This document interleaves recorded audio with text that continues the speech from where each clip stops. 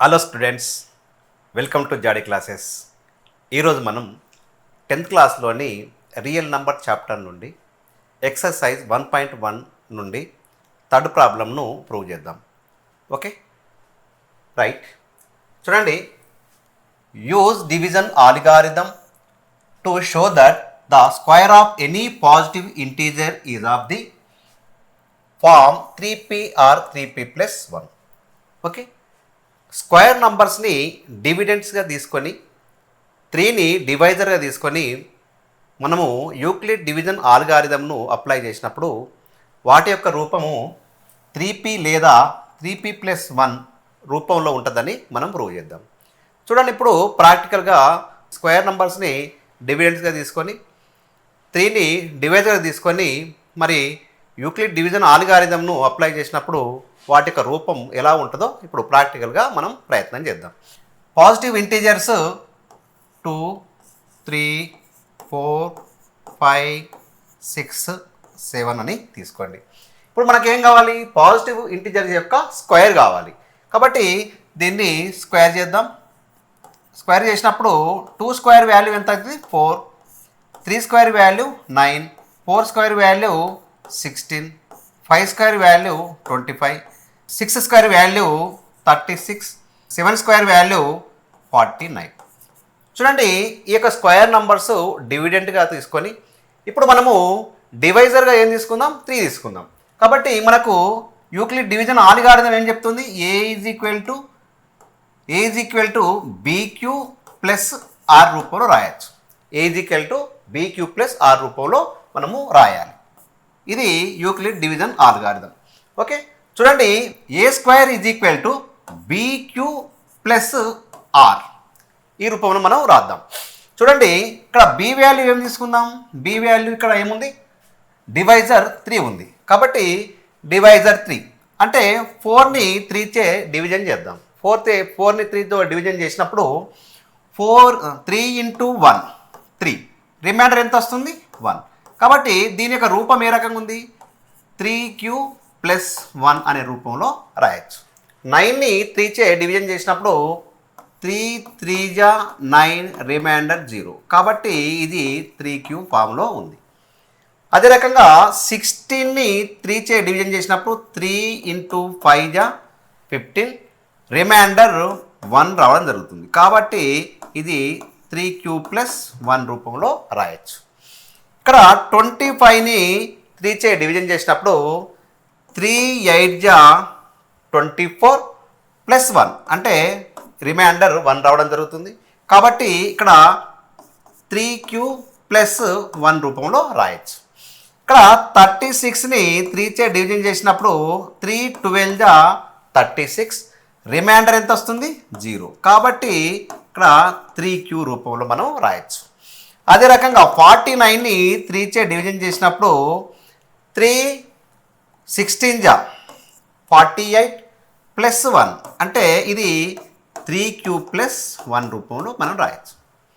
అంటే స్క్వేర్ నంబర్స్ని డివిడెంట్గా తీసుకొని 3ని డివైజర్గా తీసుకుంటే వాటి యొక్క రూపాలు ఏ రకంగా ఉంటాయి? వాటి యొక్క ఫామ్స్ ఎలాగుంటాయి? 3q ప్లస్ 1 లేదా 3q రూపంలో ఉంటాయి. చూడండి, 3q ప్లస్ 1 ఉంది, 3q ఉంది, 3q ప్లస్ 1 ఉంది, 3q ప్లస్ 1, 3q. అంటే స్క్వేర్ నంబర్స్ని డివిడెంట్గా తీసుకొని 3ని డివైజర్గా తీసుకొని యూక్లిడ్ డివిజన్ ఆల్గారిథంను అప్లై చేసినప్పుడు వాటి యొక్క రూపము 3p లేదా 3p ప్లస్ 1 రూపంలో ఉంటుందని మనము ఇక్కడ ప్రాక్టికల్గా ప్రూవ్ చేయడం జరిగింది. ఒకవేళ ఎగ్జామ్లో ఈ ప్రశ్న వస్తే ఈ రకంగా ప్రూవ్ చేస్తే మనకు మార్కులు పడవు. కానీ ఇది ఓన్లీ మీ అవగాహన కోసం మాత్రమే ఇక్కడ ఎక్స్ప్లెయిన్ చేయడం జరిగింది. ఇప్పుడు ఎగ్జామ్లో ఈ ప్రాబ్లం వస్తే ఎలా ప్రూవ్ చేయాలో మనం ఇప్పుడు చూద్దాం. ఎగ్జామ్లో ఈ ప్రాబ్లం వస్తే ఎలా ప్రూవ్ చేయాలనో ఇప్పుడు చూద్దాం. చూడండి, సొల్యూషన్.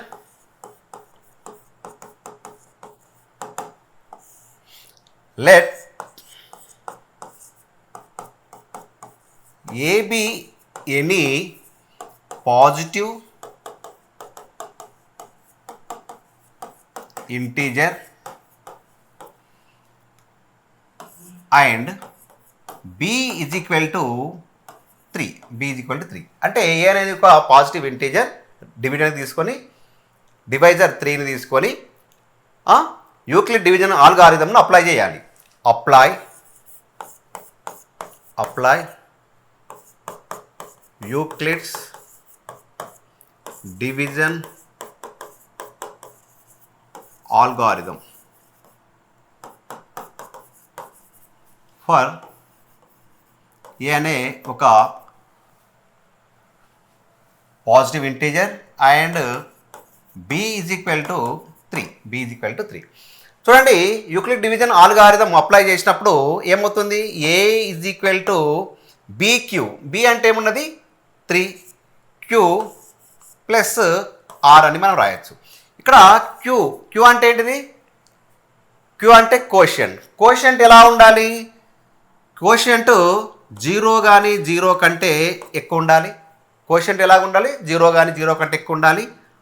అండ్ రిమైండర్ ఎలా ఉండాలి? 0 కానీ 0 కంటే ఎక్కువ, లేక ఈ డివైజర్ కంటే తక్కువ. అంటే డివైజర్ ఏమున్నది? ఇక్కడ 3 ఉండడం జరిగింది. కాబట్టి దీని రిమైండర్స్ ఏమేమి ఉంటాయి? వీటి యొక్క రిమైండర్స్ ఏమొస్తాయి? రిమైండర్స్ ఆర్ ఇక్కడ 0 నుంచి 2 వరకు ఉంటాయి. కాబట్టి 0, 1, 2 రావడం జరిగింది. ఇక్కడ q అంటే ఏంటిది? q అంటే కోషియంట్, r అంటే ఏంటిది? రిమైండర్. ఇక్కడ b అంటే ఏంటిది? డివైజర్. ఇక్కడ a అంటే ఏంటిది? డివిడెంట్. ఓకే, చూడండి, ఇప్పుడు మనము ఇక్కడ r ఈజ్ ఈక్వల్ టు 0 ఉన్నప్పుడు ఏ రూపంలో ఉంటాయి ఈ square numbers? r is equal to 1 ఉన్నప్పుడు స్క్వేర్ నంబర్స్ ఏ రూపంలో ఉంటాయో ఇప్పుడు మనం ప్రాక్టికల్గా మనము ప్రూవ్ చేద్దాం. ఓకే, ఇప్పుడు ఫస్ట్ కేస్ 1 తీసుకుందాం. ఇక్కడ case 1 r is equal to 0 తీసుకుందాం. r ఈజ్ ఈక్వల్ టు 0 తీసుకుందాం. ఇక్కడ మనకు యూక్లిడ్ డివిజన్ ఆల్గారిథం ప్రకారము a ఈజ్ ఈక్వల్ టు ఏం రాసుకోవచ్చు? 3q plus r. 3q plus r కాబట్టి r ఈజ్ ఈక్వల్ టు 0 ఉన్నది కాబట్టి a is equal to 3q అవుతుంది. r ఈజ్ ఈక్వల్ టు 0 పెడితే a is equal to 3q అవుతుంది. ఇక్కడ మనము స్క్వేరింగ్ ఆన్ బోత్ సైడ్స్ చూడండి, స్క్వేర్ చేసినప్పుడు ఏమవుతుంది? ఇక్కడ a స్క్వేర్ అవుతుంది, ఇక్కడ 3q². ఓకే, ఇక్కడ a స్క్వేర్ అంటే ఏం రాసుకోవచ్చు? a square is equal to 3q² అంటే ఏం రాసుకోవచ్చు? 9q² అని రాయొచ్చు. ఓకే, ఇక్కడ 3p ప్లస్ 1 ఉంది కాబట్టి 9ని మనము 3/3q² అని రాయొచ్చు. చూడండి, ఇక్కడ మనకు 3q² is equal to p అని అనుకున్నప్పుడు మనం ఏమనుకుంటాం? 3p అని రాయొచ్చు. కాబట్టి r ఈజ్ ఈక్వల్ టు 0 ఉన్నప్పుడు ఈ యొక్క స్క్వేర్ నంబరు 3p రూపంలో ఉంటుందని ఇక్కడ కేస్ 1లో ప్రూవ్ చేయడం జరిగింది. ఓకేనా, రైట్. ఇప్పుడు ఇక్కడ కేస్ 2 ఈజ్ ఈక్వల్ టు ఏం తీసుకుందాం? r ఈజ్ ఈక్వల్ టు 1 తీసుకుందాం. ఇక్కడ యూక్లిడ్ డివిజన్ ఆల్గారిథం ప్రకారం a is equal to 3q plus r. r is equal to 1 కాబట్టి a is equal to 3q plus r ఉన్న అక్కడ 1 పెట్టుకోవచ్చు. చూడండి, మనకు స్క్వేర్ నంబర్స్ యొక్క రూపం రావాలి కాబట్టి ఇక్కడ స్క్వేరింగ్ ఆన్ బోత్ సైడ్ అని చేయండి.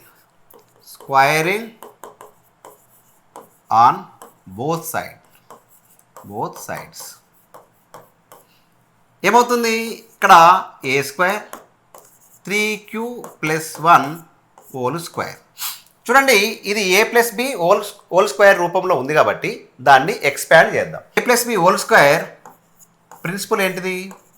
ఇక్కడ a² plus 2ab plus b² రూపంలో మనం రాయాలి. చూడండి, ఇక్కడ a² is equal to a² అంటే ఏంటి చెప్పండి? ఇక్కడ a² వాల్యూ, ఏ వాల్యూ ఎంత? 3q, b వాల్యూ ఎంత? 1. కాబట్టి a² అంటే 3q whole square plus 2, a అంటే ఎంత? 3q, b అంటే 1 ప్లస్ b అంటే 1². ఓకే, ఇప్పుడు ఎక్స్పాండ్ చేయడం జరిగింది. ఇక్కడ 9q² 6q ప్లస్ 1 అని రాయడం జరిగింది. చూడండి, ఈ 2 టర్మ్స్లో 3 అనేది కామన్ మనకు వస్తుంది కాబట్టి ఏం రాసుకోవచ్చు 3 ఇంటూ 3q² 3 3 జా 9 9q² ప్లస్ 3 2 జా 6q ప్లస్ 1. చూడండి ఇక్కడ మనము దీని వాల్యూ p అనుకుందాం. దీని వాల్యూ ఏమనుకుందాం p అనుకుందాం. 3q² plus 2q is equal to p అనుకుందాం. కాబట్టి ఇక్కడ ఏమవుతుంది ఈ 3 ఇది ఉన్నక్కడ దీని వాల్యూ ఏమనుకున్నాం p కాబట్టి 3p plus 1. r is equal to 1 ఉన్నప్పుడు స్క్వేర్ నెంబర్ యొక్క రూపం ఏ రకంగా వచ్చింది 3p ప్లస్ 1 రావడం జరిగింది. ఓకేనా. కేస్ 3 r ఈక్వల్ టు 2 తీసుకుందాం. a is equal to 3q plus r. Okay, ఇప్పుడు a is equal to 3q plus r is equal to ఎంత తీసుకున్నాము 2 కాబట్టి r ఉన్న దగ్గర 2ను ఉంచండి. ఓకే, ఇప్పుడు squaring on both side, squaring on both sides. Okay, చూడండి ఇక్కడ a² is equal to 3q plus 2 whole square. చూడండి ఇక్కడ a plus b whole square ప్రిన్సిపల్ను అప్లై చేసినప్పుడు ఏమవుతుంది 3q whole square plus 2 3q 2 plus 2 square. ఇక్కడ 3q whole square is equal to 9q² plus 12q plus 4. చూడండి ఇక్కడ 3 అనేది common తీయాలి కాబట్టి 4ను 3 ప్లస్ 1 అని రాయాలి. కాబట్టి 3q² plus 12q plus 3 plus 1 అని 4ని 3 ప్లస్ 1 అని రాద్దాం. ఇక్కడ 3ని కామన్ తీసినప్పుడు 3q² plus 4q plus 1 plus 1 అని మనం రాయొచ్చు. కాబట్టి దీని వాల్యూ ఎంత p అనుకుందాం. దీని వాల్యూ ఏమనుకుందాం p. కాబట్టి 3p ప్లస్ 1 అని రాయొచ్చు. r ఈజ్ ఈక్వల్ టు 0 ఉన్నప్పుడు పాజిటివ్ స్క్వేర్ నంబర్స్ యొక్క ఫామ్ 3p రూపంలో ఉన్నది. అదే రకంగా r ఈజ్ ఈక్వల్ టు 1 ఉన్నప్పుడు స్క్వేర్ నంబర్ యొక్క ఫామ్ 3p ప్లస్ 1 ఉన్నది. అదే రకంగా కేస్ 3లో r ఈజ్ ఈక్వల్ టు 2 తీసుకున్నప్పుడు స్క్వేర్ నంబర్స్ యొక్క పాజిటివ్ స్క్వేర్ నంబర్ యొక్క ఫాము 3p ప్లస్ 1 రూపంలో ఉన్నది. కాబట్టి therefore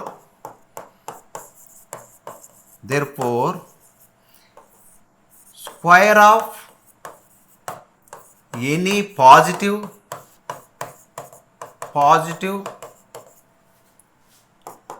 integer is of the 3p or 3p plus 1. Okay, ఈ రకంగా ప్రూవ్ చేస్తే మీకు 6 మార్క్స్ రావడం జరుగుతుంది. చూడండి ఒకసారి